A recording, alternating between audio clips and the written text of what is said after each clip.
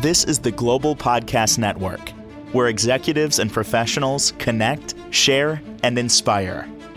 Stay tuned for the conversations that drive success.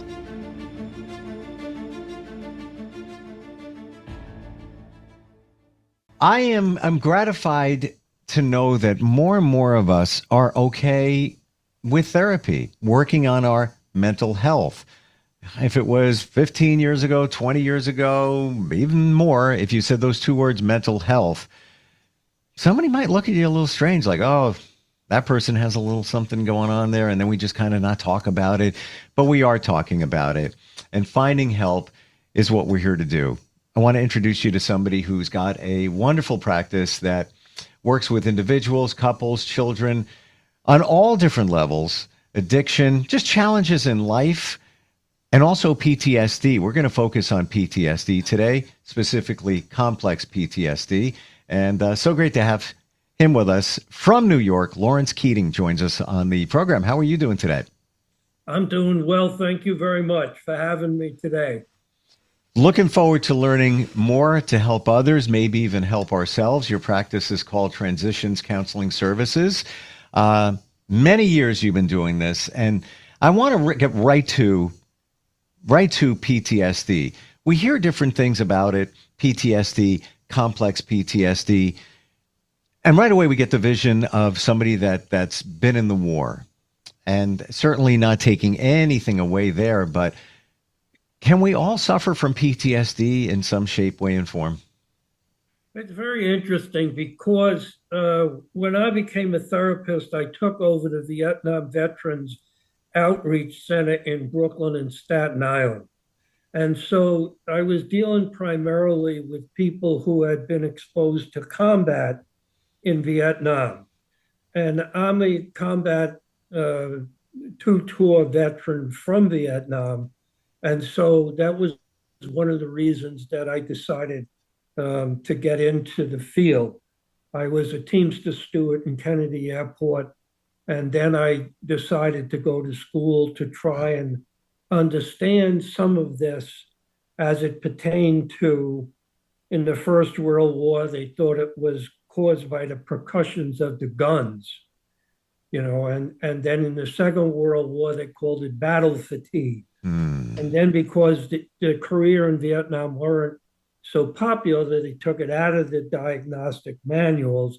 And then when the Vietnam veterans had a lot of difficulty with it, they decided to call it post-traumatic stress disorder.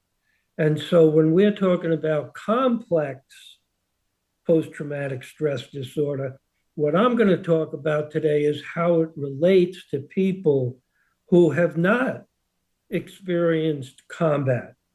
And so a lot of the people that I have treated over the years for addictions have had complex PTSD, which I'm about to explain to you.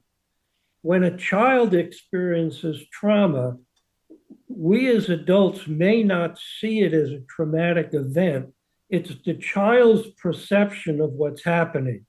So there could be someone in the family who is physically ill, could be someone in the family who has mental illness, could be someone in the family who's addicted, someone in the family who's violent. So the child perceives this, and if we would perceive it, we would see a fight or a flight response, which some people would then define as the person is having anxiety. But for a 2-year-old, the child can't run away and the child can't fight. So what they do without ever realizing that they do it is they decompensate to some degree. That decompensation now they see as normal throughout the rest of their life. They never realize that as they're experiencing something that's uncomfortable, physiologically they're here, but mentally they move away from the situation. And so as this goes throughout their life, if you then introduce them to drugs and alcohol, they escape through that, or overeating, or sex, or gambling, or whatever the addiction is. And so if they're successful in a 12-step program, they develop some type of a spiritual pathway that moves them from a negative perspective, which is the traumatic event, to some type of positive. Now, we know today that that's located in the frontal lobe, and we know that there are those two sections. So the old saying was, if I had the devil on one shoulder and I had God on the other shoulder, and they argued throughout my life who would win, and the answer was the one I feed. And Mm. so we know that those areas are now located in the frontal lobe. So the person who's protecting themselves from a traumatic event all the time stares at and looks at what can happen to them negatively. And so that's where they live. So when that happens, Eckhart Tolle wrote a book called A New Earth. And in that book, he said, we'll connect a negative to a negative to a negative. And he described them as pain bodies. And if we're going to connect a pain body to a pain body, then we'll see life through that lens. And then we'll be trying to anesthetize ourselves one way or another, and we'll be depressed. We'll have somatifications. We'll have all these other things. And so the treatment now is to move from that point of view to a point of view of gratitude. Now they can measure that in the brain through PET scans and see that this actually does work. And Wow. that's what the agencies that I've put together, that's where the clinicians there are geared. We're geared to not necessarily highlighting the negatives, we want to highlight the positives. So, and thank you for that. I'm going to share. I'm in a men's group, and last night we talked about gratitude. And I know a lot of this is science based. Didn't know about the PET scans showing the difference when you practice gratitude in the brain. So I'm going to put that in my group text. So I appreciate that. When we talk about children and how they internalize what they perceive to be traumatic situations, they don't know it. They're just doing life, and they're looking at it through the lens of a child, 6-year-old, 7, whatever. Does the brain continually look for proof of those situations? So let's say there was an argument in the house, and that's, can be traumatic. And now there could be, a conversation with somebody that's a little heated, more evidence, more evidence, more evidence. And now that creates that negative neural pathway, and that just continues within their brain. And what are we wired to do? Stay safe. So we do whatever we can to stay safe, whatever that is going to be. And maybe that's substance abuse. Does that sound like how it kind of works?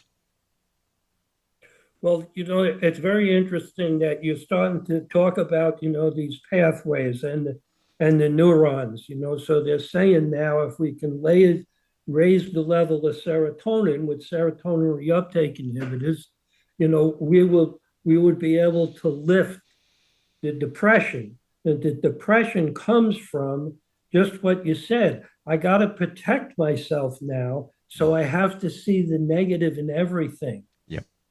So I did that for a large part of my life and never realized I was doing it until I started to become therapeutic, which just means to change. And then they said, okay, what do you have gratitude for? You can't be depressed and grateful in the same moment. So now I start my day with a meditation.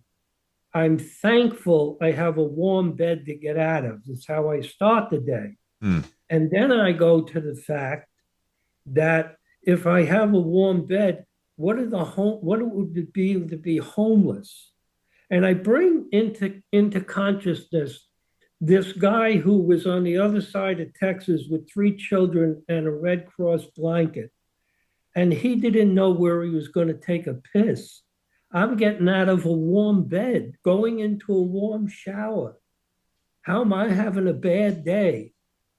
So we take all that for granted, and that's what I say in therapy. We have running water. Half the people on the planet don't. Mm. We take it for granted.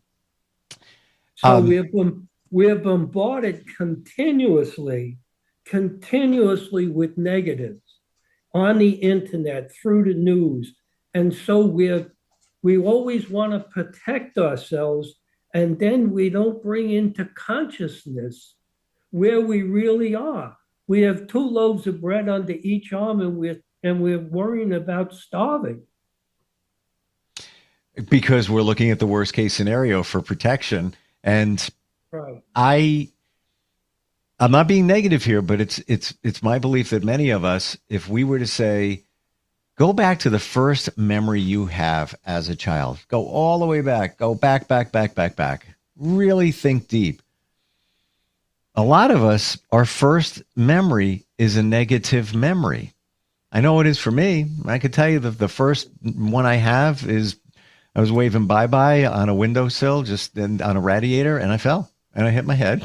And I remember my mom running downstairs in the apartment to the gentleman next door, and he was a dentist. And she's saying, well, my son, he's bleeding. And the dentist said, I'm a dentist. I can't help you. And I remember that. That's my first, I was 3. That's my first memory.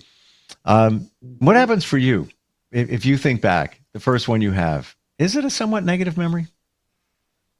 It's a negative memory. My brothers are throwing me over a bush, and one of the things go in my throat and cuts my tonsil, and they have to take me to Long Island Jewish Hospital, which at that time was like a little house, which is now this monstrosity of a hospital. Yep. But you're absolutely right.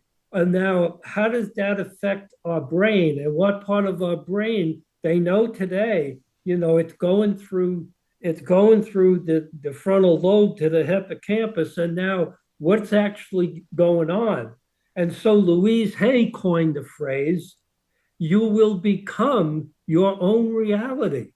Mm. So if my reality is that the world is a bad place, I'm going to be a depressed person. Conversely, if I can go over to the other side and have gratitude. So I also set up a company for veterans, which is a not-for-profit. And I don't go into, I have some guys in treatment who are real battle worn. And I say to them, you can look back, but don't stare. You have to come over here.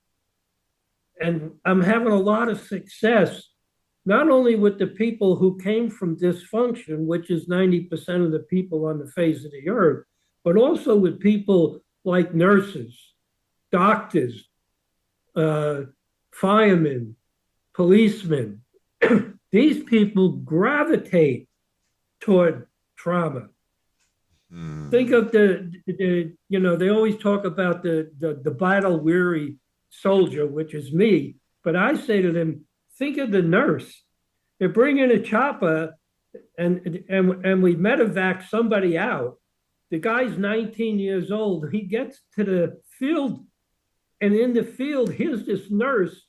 This guy's blown up to shit. She's trying to put him back together just to get him to a field hospital to get him out. Don't you think she's traumatized? Absolutely. Oh, amazing when you think of it. Tell us your journey, Lawrence. You've been through a lot. You shared that you had 2 tours in Vietnam. You had some other challenges from that and more, right? Well, I went in as soon as I turned 17. So obviously things weren't going so well in life. And then as soon as I was 18, I volunteered to go to Vietnam. It was 1968. The Tet Offensive was raring. My best friend had gotten killed. So I went over, and they put me on a riverboat in I-Corps. Now, I-Corps at the time, I was going into the city away through the Perfume River. I was a river rat, and I was going into the Dong Ha area through the Qua Viet River, which is the DMZ. They were overrun at that time, And that's where these huge telephone numbers of the dead came back to the United States at that particular point in time. Then I became a sergeant just as I was turning 19. And they made me an offer. If I came back to the United States with less than 120 days, my enlistment would be up. So I came back with 119 days. I was now 19 years old. I did a year in Okinawa, 2 tours in Nam, and here I am in the United States, 19 years old. Wow. I had an alcohol problem, I had a drug problem, I had PTSD, on and on and on and on, and there was no treatment. And the problem at that time was that the VFW and the American legions weren't welcoming Vietnam veterans back with open arms. And so there was very little support coming back. It took me about 10 years before I could, straighten out some of that stuff and put down the drugs and put down the alcohol and, start to lead some type of a good life. And 5 years later, I went to school for the first time in South Oaks Hospital to be a substance abuse counselor. And then I went to Adelphi and got a bachelor's degree. And then I went and got a master's degree. And people say to me, how did you work full time and go to school full time? The answer is I had support. My wife did all the stuff in the house as I was doing these things. I wrote a paper, I gave it to her, she typed it, put it in a clear folder, and I handed it in. So if you're going to do these things, you need some kind of support. And that's what we're trying to do in the centers that I'm operating. Support the people to move in positive directions. And the only way I say to them, when you're going to feel good about yourself, you're going to do something for someone else, and shut up. Mm. Mm. What a journey. At 19, you already saw a battle, sniper bullets, all of that going on there. And don't forget there was Agent Orange everywhere because I was in the river. Then there's that. And you're still a kid, let's be honest. I mean, they say that we're not adults mentally until maybe 25. I hear that number is actually more like 28, 30, somewhere in that territory. So when we talk about the things that you experience as a kid, you're a kid. Yeah. And now you've got all of that in you. Mm-hmm. And welcome back to, the United States. Now it's time to start a life after serving your country. My gosh. Well, under the Uniform Code of Military Justice, you have to travel in uniform. So once you're discharged, you have to go home in uniform. But they told us in Oakland, you can go home in civilian clothes because the people in the airports are spitting on the soldiers as they come home. I went home in uniform, but I'm just saying to you, that was the flavor of the returning veteran at that point in time. And so you say, you have all this difficulty, and you could read between the lines of the 10 years before I got 10 and sober. There's a lot of nonsense that went on there. But it's my belief that a higher power that I elect to call God had a design on my life. And that's what I'm trying to say to these people. You all have something in you, have gifts you haven't used. Yep. Let's take a look at them. Yep. What are they? How do you utilize them? How do you benefit from them? In the group that I shared before, most of the men in the group, when we asked this question, what's your higher purpose? What is it? Yes. They can't answer that question. They kind of work with it, fumble with it. I don't judge anybody in any way. But I 1,000,000,000% agree with you that we are all given these talents.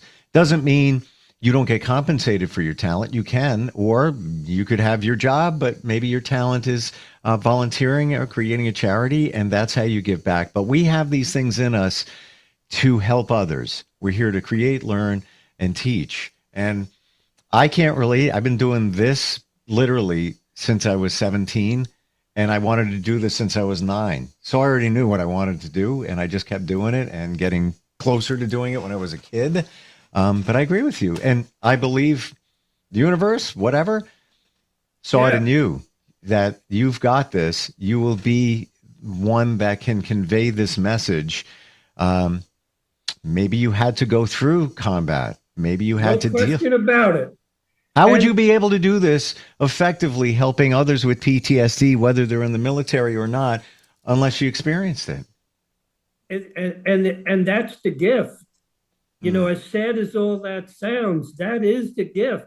And, you know, as you were talking to me, I was saying to myself, how many people's lives have been affected in a positive way from what you do?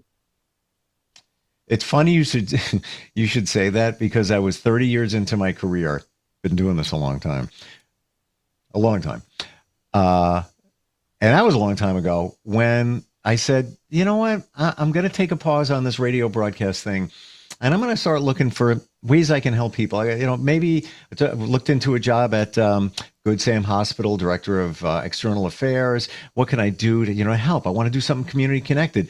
And after 6 months, somebody said to me, you were doing it. Don't you realize? So I went back to radio again, and then I'm still doing it. But yeah, it's great if you can realize those things.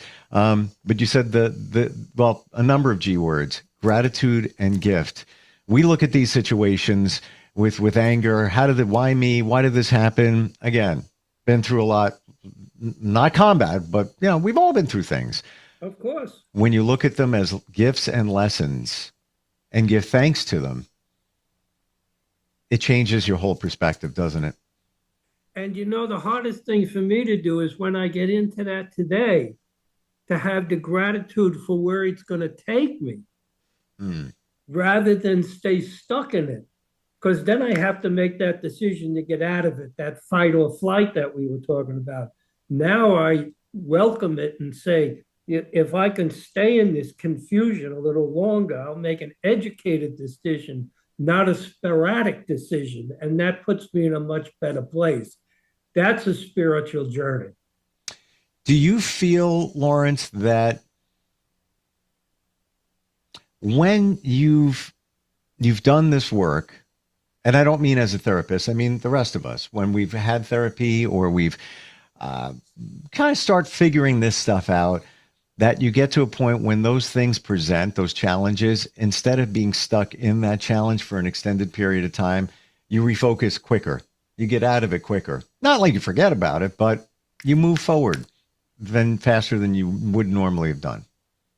Because what I find now is doors open for me that I never knew were there. And they scare me. And that's when I need that spiritual connection again.